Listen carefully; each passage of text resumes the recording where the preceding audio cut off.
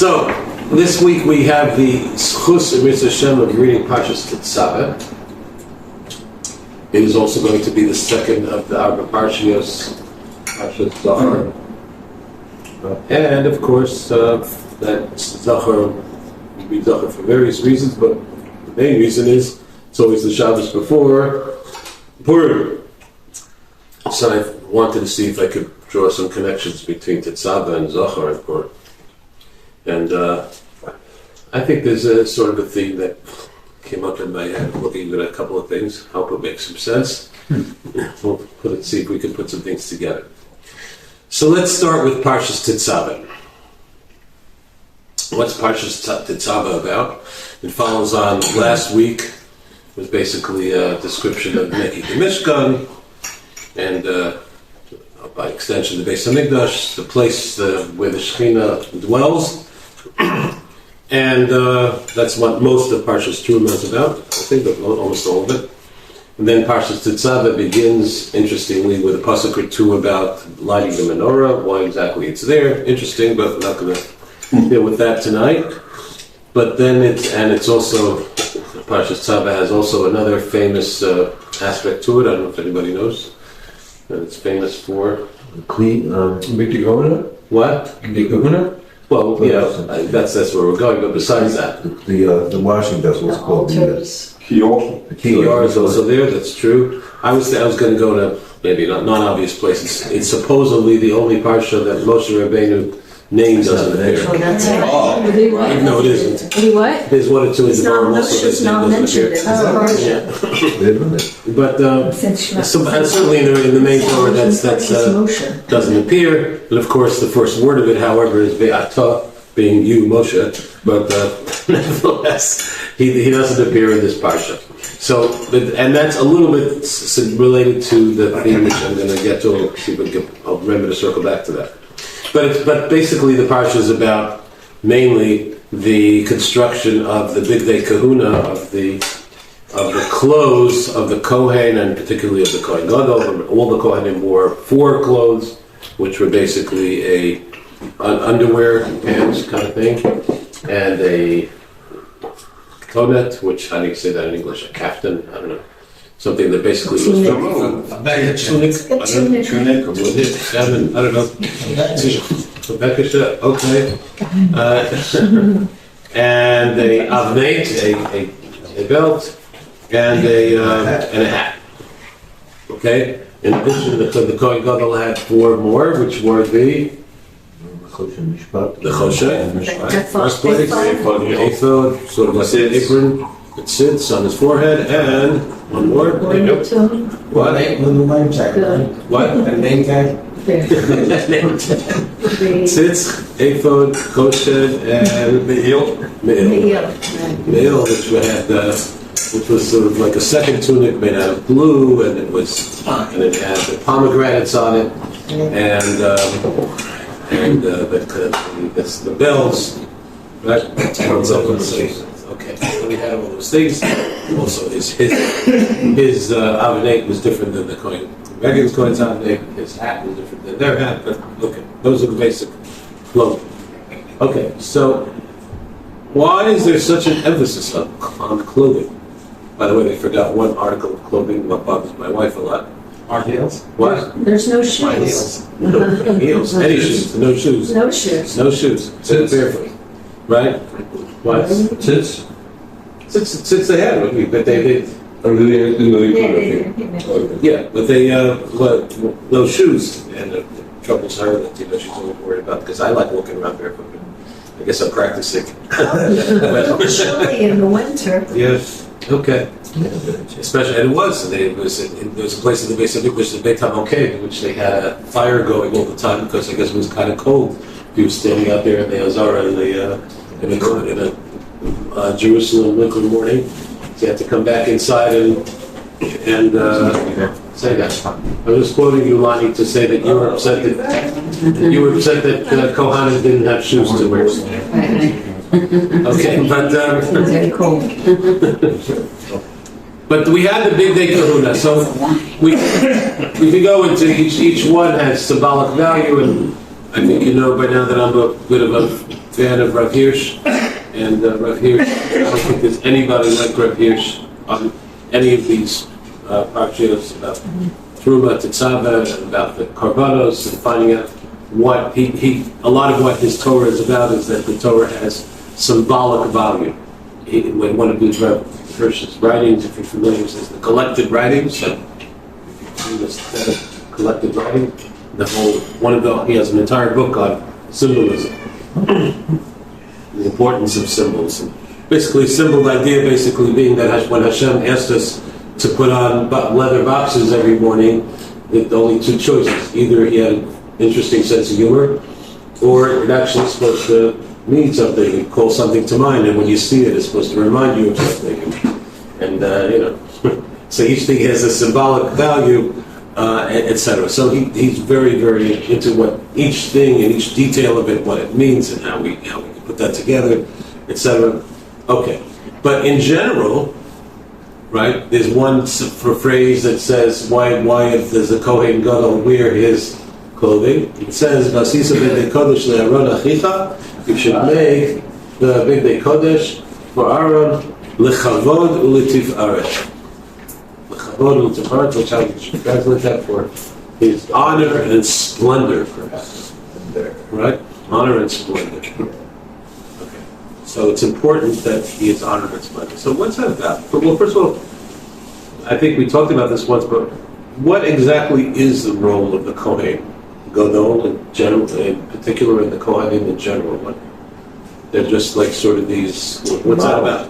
The model, the Model what? icon of Shliach Hashem. Yeah, okay, but in certain way. Well, let's start this way.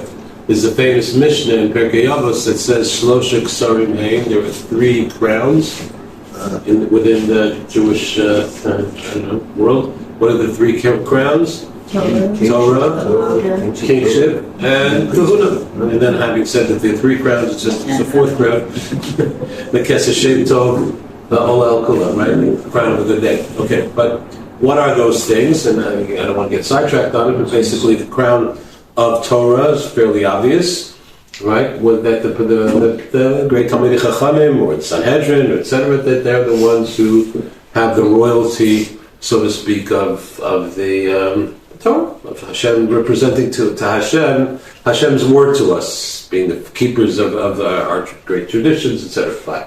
What is the king supposed to be within the Torah world? What? The ones who support Torah.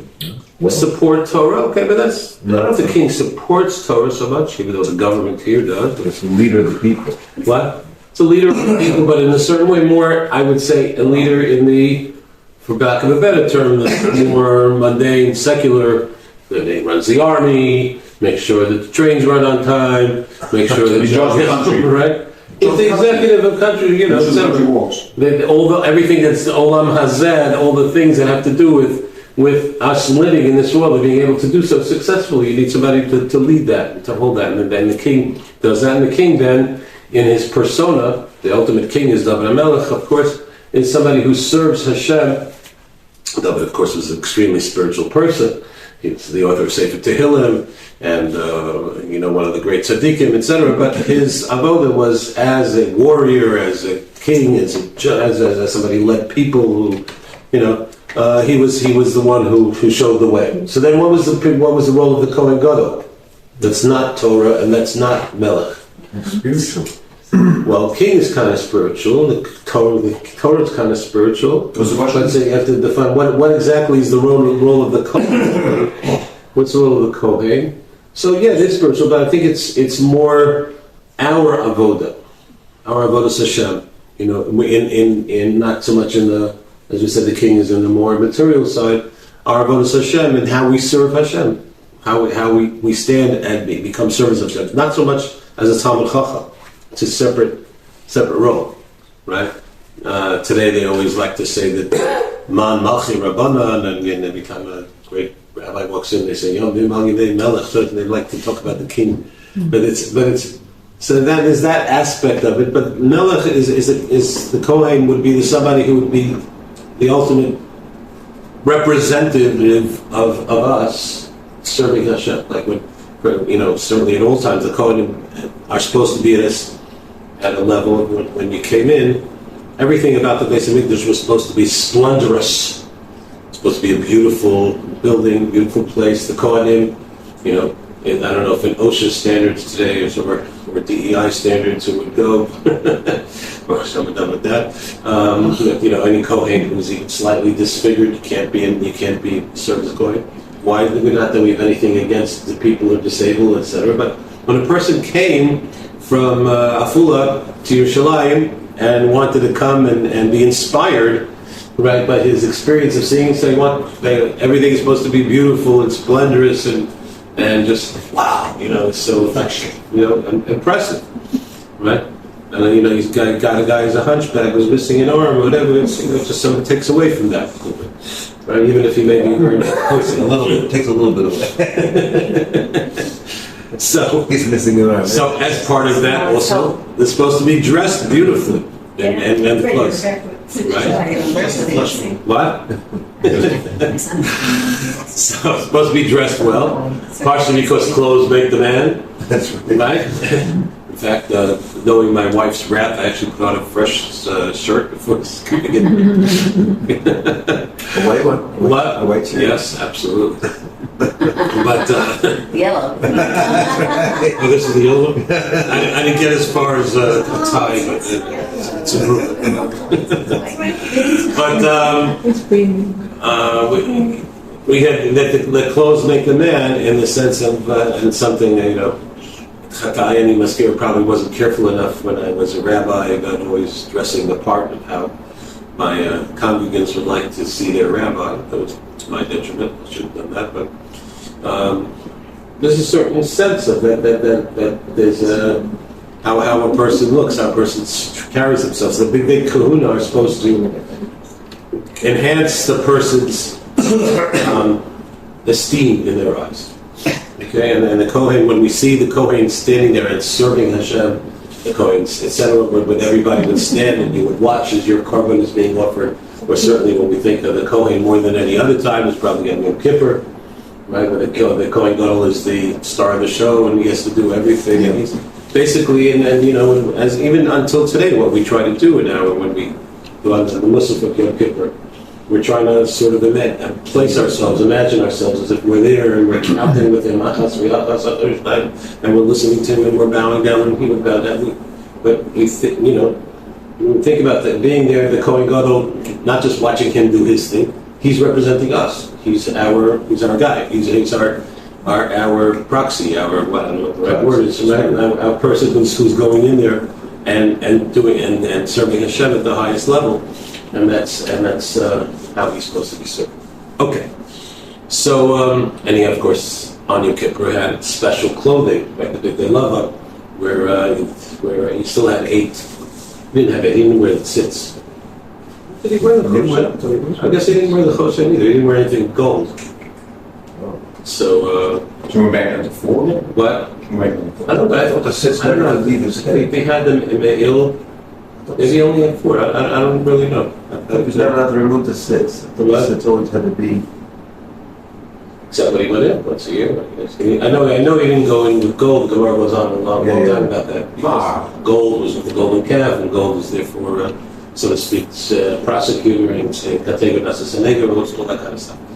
Okay. Anyway, but so it's about enhancing our enhancing splendor, and how the Kohen Gadol sees to the person or the Kohanim see to us, but it's also about ourselves and our own sense of self-respect, etc. Which is, I saw a very interesting essay by part of what I'm basing on is Rabbi Tzvi Schweinreb. What used to so he wrote this a couple of years ago, and I said he wrote based on his relationship with Rabbi Dr. Avram J. Twersky of Shalom, and his also fondness for Simcha Zissel of Kelm. And he was talking about both of them. There was a very important aspect of what they taught was the importance of self-esteem. and the importance of having kavod for oneself and respecting oneself. That's a famous thing that probably, if you knew Rabbi Twersky at all, you know that he often said that he wrote 40 books or more in the course of his life. But he would say that he only wrote one book with different volumes, and they're all about one topic, and they're all about self-esteem, the importance of self-esteem in different guises. Even though he said he didn't have that much self-esteem himself, Right. so, but he didn't let it stop him. They let him stop him. I mean, his brother, Baruch Hashem, I have a close relationship with. You know, always talked about how also about self-esteem and how it's difficult for him and his brother, I guess, to have self-esteem. He said because no matter how good I do something, then I turn around and they come from unbelievable yichus. His grandfather, and all the big rabbis, they come from that, right? So who am I compared to them? So, no matter what I do, it's not good enough. So, but nevertheless, try to have self-esteem. So why is self-esteem important? Let's talk about that for a minute. Why something important? So you feel like a schlep. No, Maybe is it important to be humble? Change Is it the entire important to attitude, be unav? No, because if you walk down the street and you feel like a schlep, then you got that word wrong. Then you can never go. Anytime someone says anything, you feel like you're zero. Therefore, you never feel like you're succeeding in life. You feel like you can't move. You have no direction. Therefore, you never feel like you ever succeed in anything. And therefore, you probably won't even want to try because you feel like you're just feeling anyway. You want to try because you just don't feel up to it. Yeah, you won't feel like you goals on it. Sometimes even zero is okay. In Forest Hills, we had on the parochas was given by the Mastel family. Oh, wow. That's like food, And I heard that one of the members of that family, there was this kid who was a very rambunctious kid, and his Rebbe in Yeshiva would say, "You're such a slip. You're not going to be anything. You're going to be a zero." Okay, he gave him zero Mastel. He doesn't know who Zero Mostel That's is. true or not? Started on the side. Yeah, Is that a true story? that's what they said. He was the original. I don't know, that's what I heard. Maybe the family later moved to Forest Hills, that I don't know. But of course, what Naftali's saying is right on, that to be, unless you feel a little bit sense of that you're worth something, then you kind of give up. You don't accomplish anything. You don't do anything. You can't work toward fulfilling your own potential, and you certainly won't inspire others if you don't have any self-esteem. Yep. You can't fulfill your potential. You can't work toward doing that. I don't know if any of us ever fulfill it. It's all. Yeah, we have, Hashem has a mission for everybody. And if you feel like you can hardly get out of bed every day, you're not going to be running around looking for new, exciting ways to be helpful to people or to cheer people up, or you won't feel capable of doing a lot of things. So you won't be able to function, accomplish what you're supposed to accomplish. Who am I anyway? What can I do anyway? Cool. But isn't it that supposed to, we say in these tefillahs, Ma'ani, Mechaya, I got nothing, That's I'm a compared worm, to I'm God. this, what? It's compared to God. Right. Well, there's that too. There's a famous Hasidic saying, I think from the Rebbe of Alexander, if I'm not mistaken, that a person is supposed to have two pockets. On one pocket you should say, V'shvili divra ha'olam, that the world was created for me. Which I had more time to go into what that means. But that, think about it, in order to make this shirt, how many people had to get the wool and stew it, and hundreds and hundreds of people were involved in making this shirt. So I'm just so I could wear a shirt. Everything else I did. China's special. Okay. There's one pocket should be full of Mishuli, the other pocket has to be full of Anochi Ofer Be'efer, and I'm nothing. It's only if you have both. So now manage to find a balance in between them, that you'll be successful. Okay, so there's certainly that aspect of it. There's also another aspect of it in terms of defending oneself.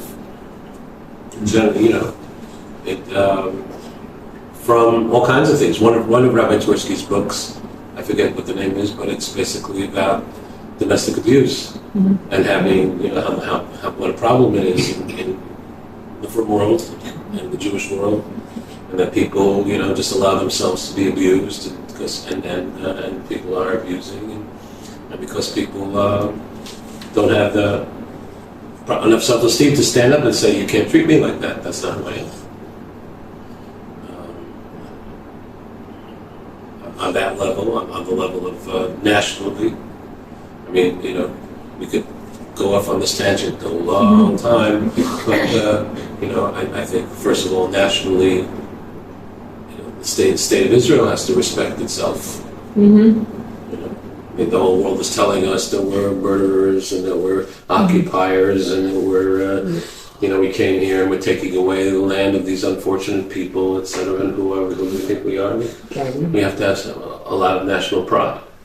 And that's very important. I mean, again, on that tangent I'm not going on, Rabbi Meir Kahane. I was about to say, that's what the JDL was for. We're not letting people push us around anymore. Right, that was his main thing, really, was that we have to have pride. Yeah. Right, we have to, the Jews are a proud, ancient people. We can't let people just push us around, etc. We have to stand for something. And sorry? His book, Might Be Jewish, kind of started me on the path, because he had, I'd never heard anything like that. It was just incredible. Yeah, it's a great book. It's an amazing book. And it was And I spoke to him about it. He came to visit my shoulder and promote it in Omaha. So I met him, very soft-spoken man, not the wild, everyone's, I think, picturing a wild-eyed guy. He was very soft-spoken. I think, again, I won't tangent, but I think at a minimum, 90% of the people who have all these negative opinions about Rabbi Kahane never read anything he wrote, never heard him speak. They just heard what they say about him. But okay, anyway, and sometimes he did say things a little strongly. I'll grant that, but in general, he had a very important message. So there's that, and there's this standing up for ourselves, standing up, and just having a sense of that what we do is important. Again, getting back to Rabbi Twersky, he in his first book, I forget the name of the book. Have a Peanuts cartoon on it? No. No, that was a different one. Maybe Let Us Make Man. Yeah. Maybe that's his first book. Anyway, there's a story that you probably may have heard about how he talked about his father as being as a master educator. I mean, it isn't a really impressive family. He and all his brothers are very impressive people, and there weren't any girls. And his father and mother were very impressive people. So it's the way his father would train them to have self-respect would be to say, you're a great person. It's to act that way is beneath you, or Yiddish is pastish. It doesn't behoove you. The story it's a famous story that he was, really kind of say when he was young, he was a chess whiz, and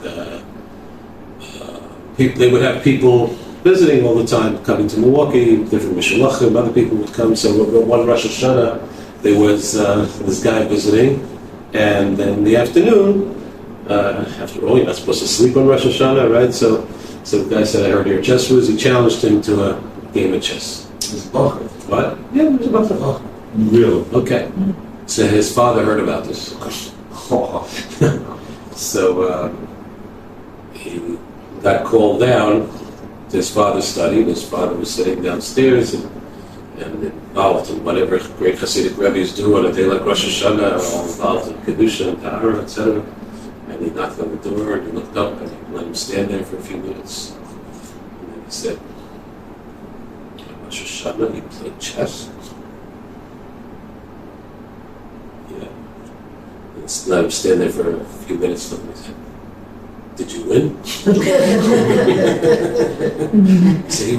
he proved that this way, on the one hand, giving him what he needs to hear, but also building up his self-esteem.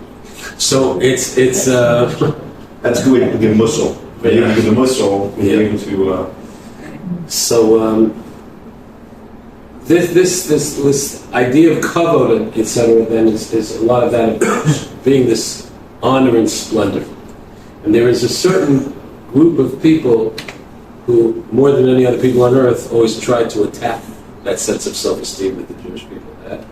And they did it when we had an Achilles heel of this kind, and those people were the Amalek. Segue there. So, Amalek. So what is, first of all, who is Amalek? Who was the original Mr. Amalek that they were Grandson of Esau. He was a grandson of Esau, and his father was Eliphaz, who was his mother. Timnah. Okay, who was Timnah? She was beloved Yishma. She was a daughter of Yishma. I don't know Yishma or She wanted to I think she was. marry him. Well, she wanted to marry into really Yaakov's family. Yeah. But they didn't accept her, and then she ended up being not Eliphaz's wife, but his Pilegesh, his concubine, right? Which, whatever that is, not going into it, it's basically a half-wife. She has married, but she doesn't have the rights of a wife, etc. Interesting halachic concept that they had. A second-class wife, so we just put it that way. And the Gemara says that she said she wanted to go into that group, you know, like she wanted to join the house of Yaakov, and she couldn't do it any other way. Better that I should be at least the concubine of Abraham's great grandson, than not in there at all. So she had a chip on her shoulder, because she was rejected, basically.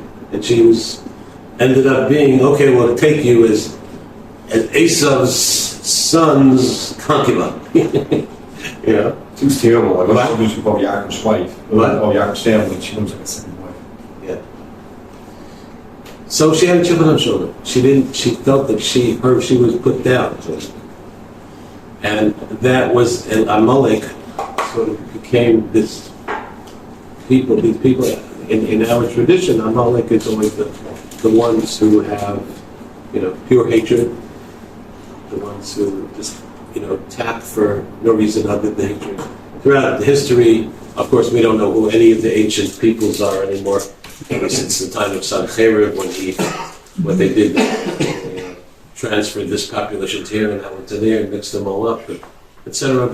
But in our tradition, usually we say that when somebody's really just pure hatred for no reason other than just hatred, whether it's the Nazis, whether it's the other people subhumans who they have something of Amalek in them, and that is why Amalek also has that that idea that we have to have, which we're Mekayim the Shabbos in Parashat Zachor, that we have to, very interesting, remember and don't forget to eradicate the memory of Amalek. Right? That's And that's a little difficult to do, to remember to forget, but then you won't remember again to forget again next year. Yeah, there's some I don't know how you get through all those triple negatives. Yeah. But, so far we've had plenty of memories. Halavai, someday we should live in a time when we really are in, that the memory could become extinct, but they're alive and well and in our world today. And, certainly when you hear about, think about what happened on October 7th, and the unbelievable level of depraved cruelty, and it's just beyond belief. Baruch Hashem, I did not see the worst of those videos, but I hear if what I saw was bad enough, and I heard it's much worse than that. So Haman was literally an Amalekite, is that right? So the Megillah says that Haman Ha'agagi, and Ha'agagi was Agag. Who's Agag? Agag, we read about this morning in the Haftarah. Right. Right, the Haftarah. Who's he? He was the king of Amalek, who attacked the Jewish people, and then Shaul, in an act of misguided mercy, so to speak, he spared Agag's life, and because of that lost it. Again, that alone would be just an amazing, and one of the most amazing bracha mitzvah And think about that story as an amazing story. About how he it was taken off from him. As a rabbi, I would sometimes use that story when I had the unfortunate, rabbis. I once heard that the role of a rabbi in a lot of American shuls is to do three things: to hatch them, match them, and dispatch them. So in Forest Hills, I did a lot more dispatching than other places. So when I had that role of tearing Kriya with people, so I would often harken back to that story where Shmuel gives the message to Shaul that that you've lost it. The king, you're not going to be the king anymore. Your king is going to be going to somebody else. And then Shaul grabs onto Shmuel's coat and says, "No, not to leave me." And he grabs it and it rips. And Shmuel says, "Just like my coat ripped, so the kingdom has been ripped from you, and it will never be the same again." I always thought that was a powerful image when somebody's dealing with Kriya, facing that reality that person is now will never be the same, will never be with them again. How did you phrase it? Did you use that to speak to them? How did you phrase it? I said it briefly. I didn't make a whole drasha, but Bad enough as it is. You would have to. Yes. I mean, I guess you had things that nobody should go through, but in a normal case, it is supposed to be a very visceral act of facing the reality, not hiding from the reality. Things will never be the same. Right. And it's only by facing it and then working through it that you can come to the cathartic moment afterwards of consolation and comfort.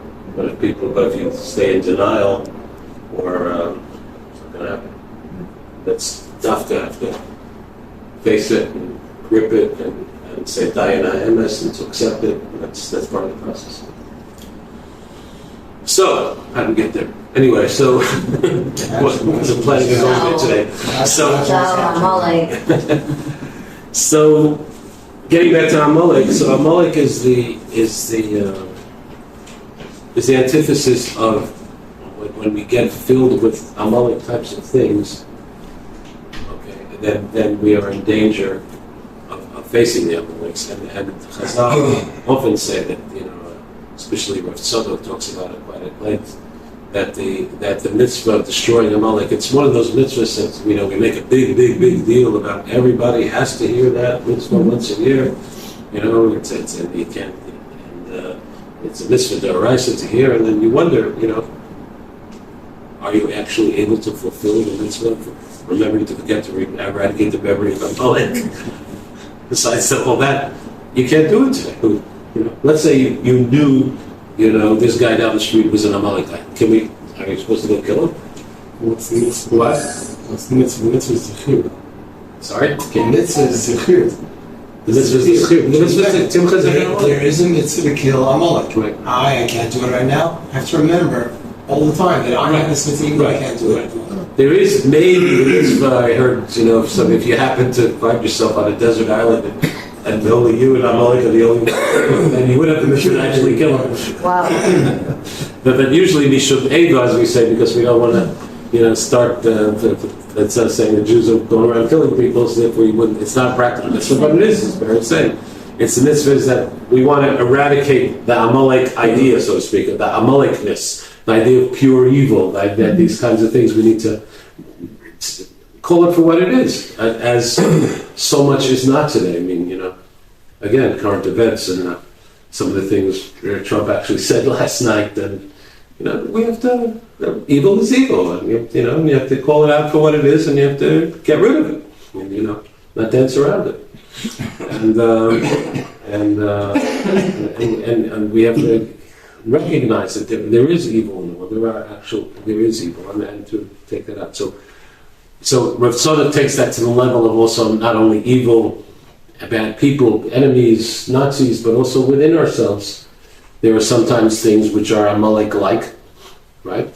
Now, I'm not talking about that we have the evil in ourselves, but we have those things that are inner enemies that will take us away from accomplishing what we need to accomplish. We said before that right, the importance of self-esteem, so you should feel confident about yourself, you feel want to accomplish things instead of one of those things that are keeping us back. And those things are usually Amalek types of things. And so we know one or two things about Amalek. Again, you can go into to go into this at length, it would be a long time, but basically we find, first of all, when did Amalek arrive? In the Torah, we had only a few instances when they actually encountered Amalek. When was the first time? They complained about the water. Mara? They complained in the water, and the Mara, etc., but not a little bit after Mara. So it was God. They complained and they said Refidim. It was in a place called Refidim, where what happened was, it said that they complained, Vayesh Hashem b'kirbeinu emayim, is God within us or not? Famous midrash, the Gemara brings down, right, that the father is carrying this kid around for a long time, and etc., etc., and then the kid asks, where's my father? So the father put him down. Okay, find out where it was, right? So we have Hashem put us down, so to speak. The Refidim, but there was a place called Refidim. It was the last stop before Sinai.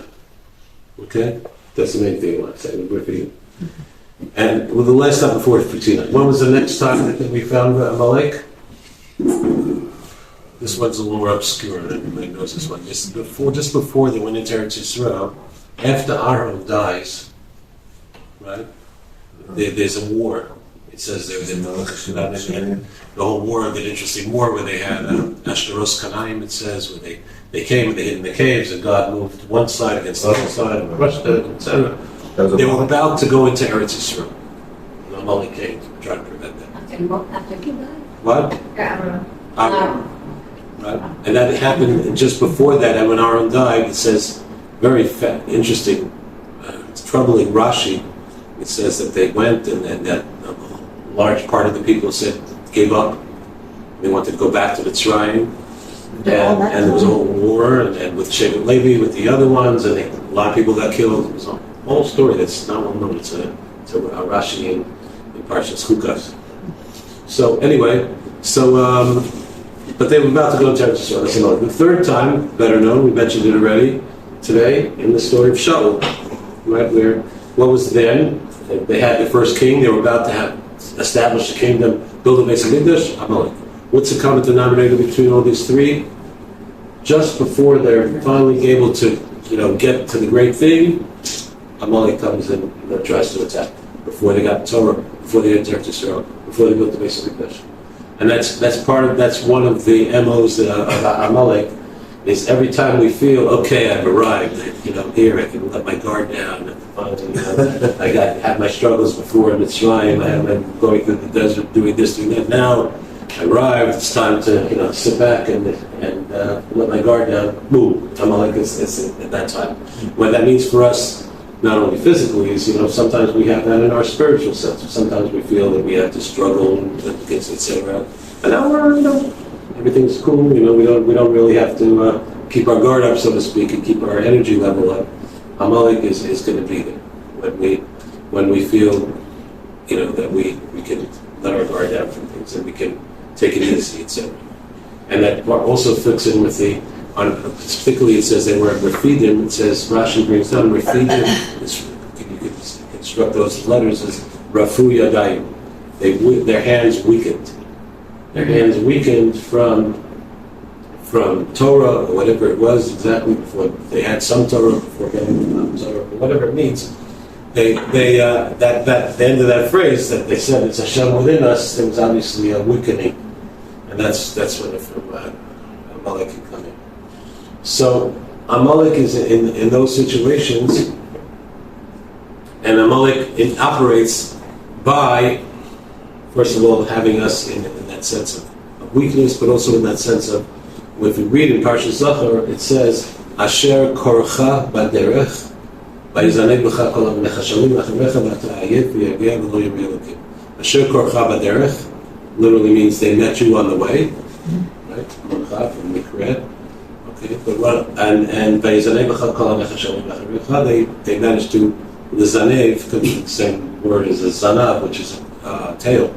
All the ones that were stragglers behind, they attacked those. The ones that were falling behind. right? And you were tired. You didn't have energy. And that would lay a look at. Amalek attacks at those times. So that there's this tiredness, there's, okay, we'll let our guard down. Just like the Yetzirah. And partially, when we let our self-esteem down, we think of ourselves as less than, and become, I'm not really, doesn't matter so much, etc. Okay? And Asher, part of that also is Asher Korcha. Many of the Mepharshim say it doesn't mean just Asher Korcha, that you met them on the way, but it comes from the word kar, which means not what we have in the driveway, but cold, right? Asher Korcha baderech, they cooled you off. Right? There's a famous midrash that says, right, midrash that after they came out of Mitzrayim and there was all the Makos and Sis and Chris Yamsef, so everybody was afraid of starting up with them. So it's like a mashal of this, when there was this boiling cauldron of water and everybody was afraid to go into it because they could burst, so they went in and jumped in. So he got scalded, but he also cooled it off for everybody else. Okay. So that's, then there are many things like that if we feel that, okay, they did it, they weren't successful, but it's possible now to attack Israel. They're not Superman, they're not invulnerable. They did have a couple of, they were able to get the stragglers. So there were these ideas, etc.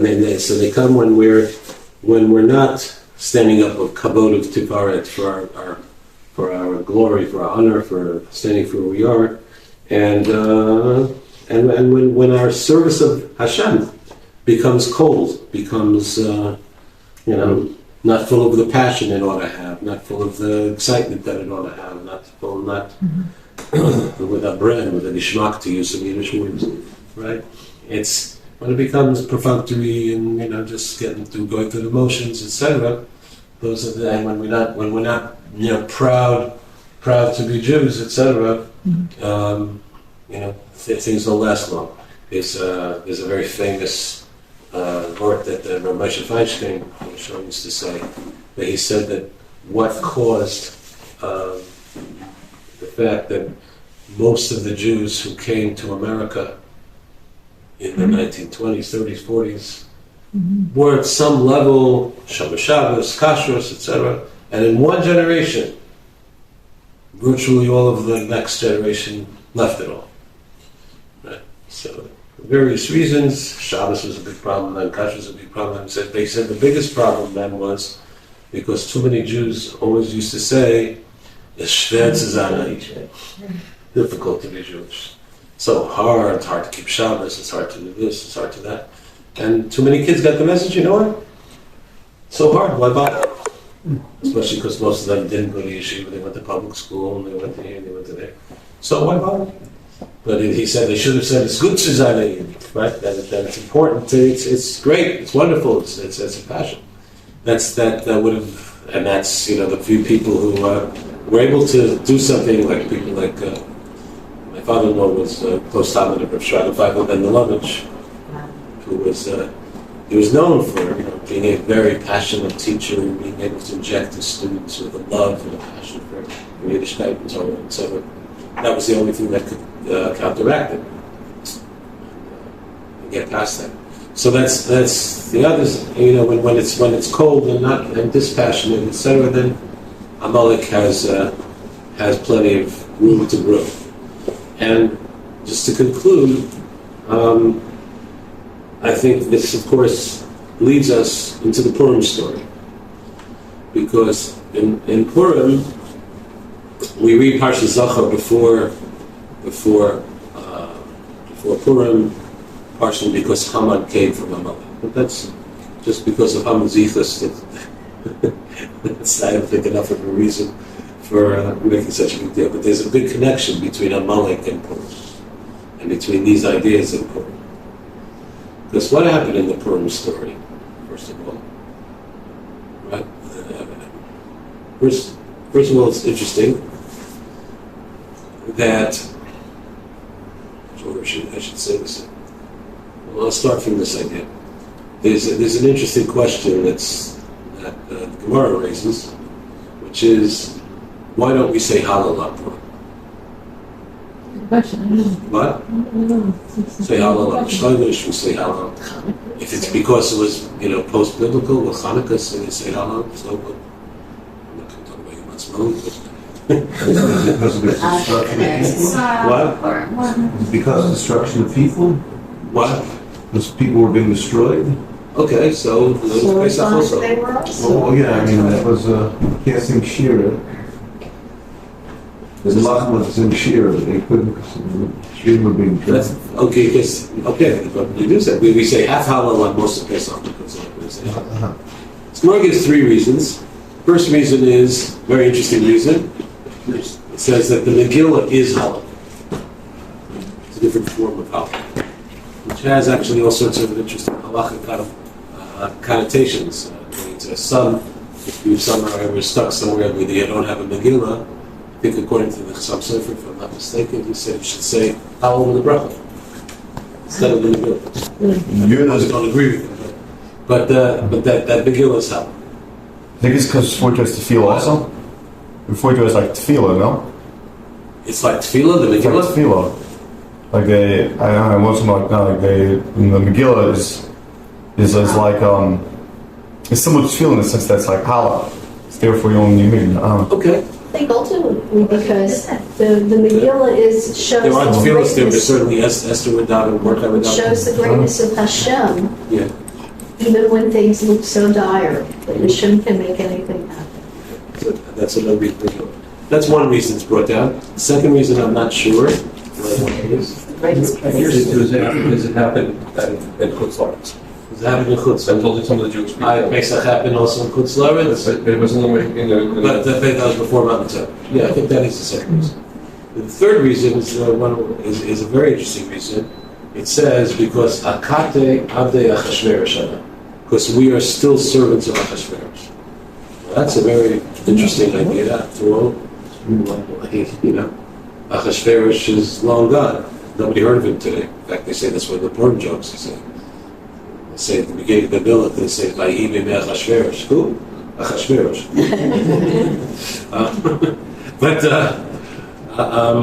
But what do you mean? We're still servants of Achashverosh. It's not. So there's many different interpretations of that. So we'll work with that. Which is one of the ideas is that we and that's an important that's a very important idea, and in some ways the most important yontif we have today is not Yom Kippur, it's not Rosh Hashanah, it's not Shavuos, Purim. Is Kippur. And Yom Kippur is only a day, it's sort of like but why is Yom Kippur like Purim? Right? And what does it mean like Purim? Because what's unique about Purim? That all the other Yom Tovim, there is something with Hashem, there's some nes nigla, there's some miracle that happened. Purim, Open miracles. right? Purim, there's nothing. If you looked in the Shushan Times and followed the story, you would write it off as a bunch of coincidences. Anybody know about how many years the Purim story occurred from the beginning to the end? I think it was 9 years. I think the first starts in the 3rd year of Achashverosh's reign. So it was And the last disjointed was in enough 12th. that you wouldn't necessarily. King killed his wife. So did Henry VIII. Lots of kings killed their wives. Somebody had to become a queen, right? Mordechai happened to hear a story. Nothing happens. Nothing happens. Happened to be, pulled the lottery out. Happened to be that day, etc. And one coincidence after the coincidence, but the Gila puts it together for us to know that there's the great puppeteer in the sky, right, was actually directing everything, etc. But that's the way we live today. We don't live in a world of Pesach and of Sukkot and Anani Akavah. We live in a world of Achashverosh. And it's our challenge to recognize, that behind the curtain, Hashem is running everything. And that's why, in a sense, Purim is the most important holiday for us. And that's one reason that Purim, it says that Purim will, even after Mashiach comes, some of the other Yom Tov we won't have anymore, but Purim will have. So we'll always have to remember that, although at that time Hashem will be evident, but And that's it. Hanukkah, Right? right? Purim and Hanukkah. I didn't hear that about Hanukkah. I didn't hear about Hanukkah. I don't know. I know it's the case for Purim. So Avdei Achashverosh, we still Achashverosh his servants. But if we have that idea, that part of that idea is also that in the Megillah, interestingly, Hashem's name does not appear in the entire Megillah. In fact, I had a funny story with, I have a friend, Ephraim Schwartz, maybe, well-known tour guide. Yeah.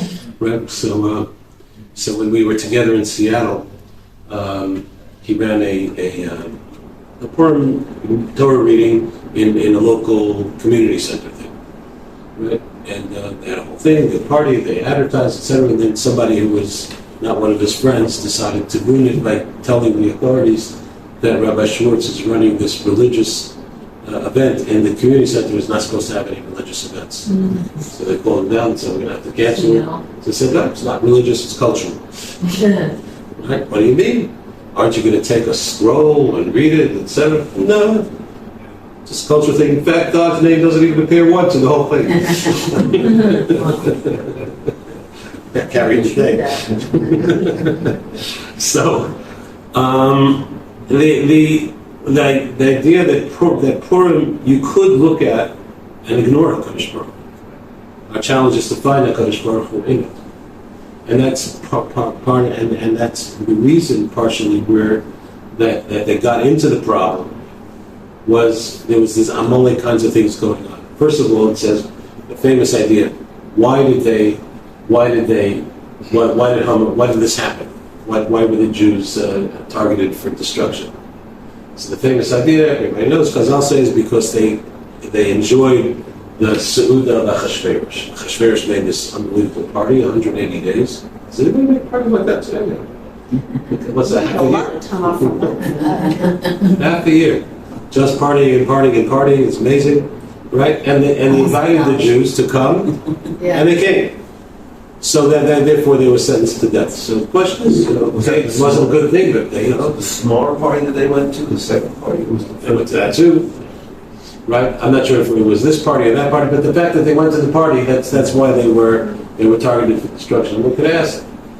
It's not one of the big three to go to a party. And it wasn't that the food wasn't kosher. It says lasos kosher fish. They had black kosher, badat sechsher. Everything was the food that they had. Everything was great.